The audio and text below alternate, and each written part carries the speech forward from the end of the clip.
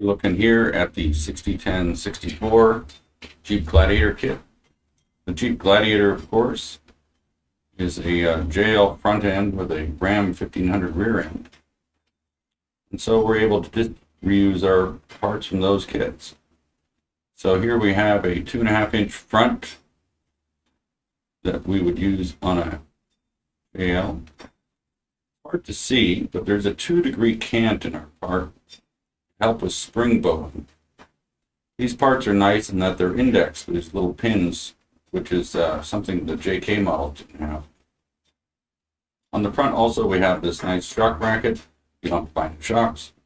Bolts right in very fast. And here's the part for the rears, these coil spring spacers. They are the same as our Ram 1500 part. It fits right into the Gladiator. If you want a different combination, we can make you a kit with a smaller front and a smaller rear. They're parts we have on the shelf already.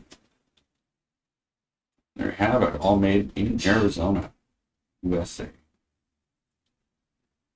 2.5 in the front, 2 inches in the rear.